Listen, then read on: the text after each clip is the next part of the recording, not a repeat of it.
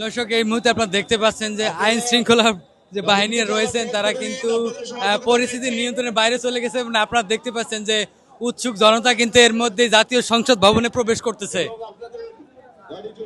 দর্শক, এই মুহূর্তে আমরা রয়েছি জাতীয় সংসদ ভবনের সামনে।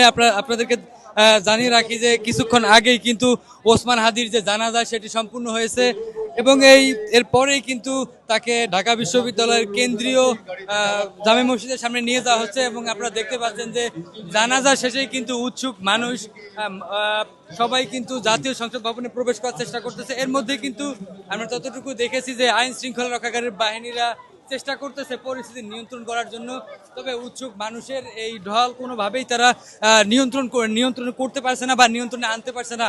এক পর্যায়ে কিন্তু তারা আমরা দেখতে পাচ্ছি যে আইন শৃঙ্খলা রক্ষা বাহিনীরা রয়েছেন তারা কিন্তু এক পর্যায়ে হাল ছেড়ে দিয়েছে এবং উৎসুক মানুষ জাতীয় সংসদ ভবনে প্রবেশ করছে। এর মধ্যে আপনারা দেখতে পাচ্ছেন যে বাংলাদেশ সেনাবাহিনীর একটি দল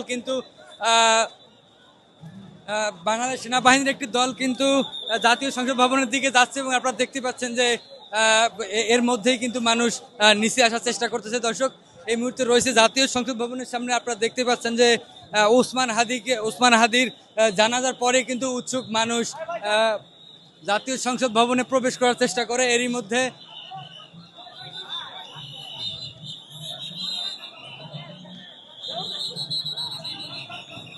দর্শক, এই মুহূর্তে রয়েছি জাতীয় সংসদ ভবনের সামনে। আপনারা দেখতে পাচ্ছেন যে আইন শৃঙ্খলা রক্ষাকারী বাহিনীরা কিন্তু সাধারণ মানুষ বা উৎসুক যে জনতারা রয়েছে তাদেরকে কিন্তু জাতীয় সংসদ ভবনের ফটক রয়েছে সেখান থেকে কিন্তু নামিয়ে দেওয়ার চেষ্টা করতেছে। এর আগেই কিন্তু ওসমান হাদির জানাজা শেষে উৎসুক মানুষ হঠাৎ করেই জাতীয় সংসদ ভবনের দিকে যাওয়া শুরু করে। এর মধ্যে যে সেনাবাহিনীর সদস্যরা রয়েছে তারা কিন্তু তখন পরিস্থিতি নিয়ন্ত্রণে ব্যর্থ হলেও পরবর্তীতেই কিন্তু সেনাবাহিনী এবং যে পুলিশ সহ অন্যান্য যে বাহিনীর সদস্যরা রয়েছে তারা কিন্তু ইতিমধ্যেই অ্যাকশনে রয়েছে এবং আপনারা দেখতে পাচ্ছেন যে সেনাবাহিনীর সেই অ্যাকশনের কারণে কিন্তু উৎসুক মানুষ নেমে পড়তেছে।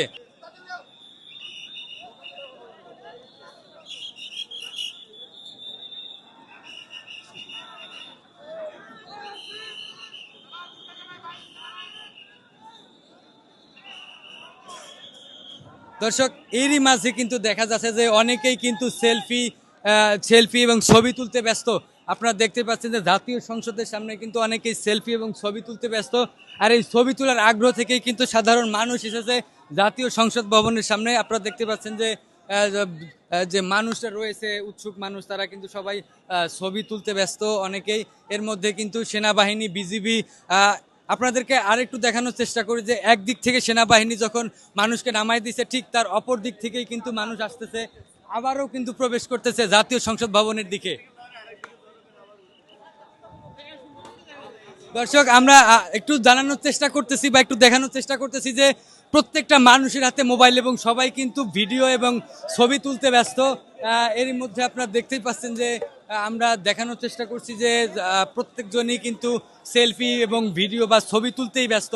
একমাত্র ছবি তোলার কারণেই কিন্তু আজকে জাতীয় সংসদের সামনে এই অবস্থা। এর আগে আমরা এরকম পরিস্থিতি দেখেছিলাম 5ই আগস্টের পরে কিন্তু এমন পরিস্থিতি দেখা যায়নি। তবে আজকে ওসমান হাদির জানাজা শেষে কিন্তু এমন একটা পরিস্থিতির সম্মুখীন হয়েছে আইন শৃঙ্খলা রক্ষাকারী যে বাহিনী রয়েছে এবং সাথে সেনাবাহিনী এবং বিজিবি সদস্যরা রয়েছে তারা কিন্তু পরিস্থিতি নিয়ন্ত্রণে আনার চেষ্টা করতেছে।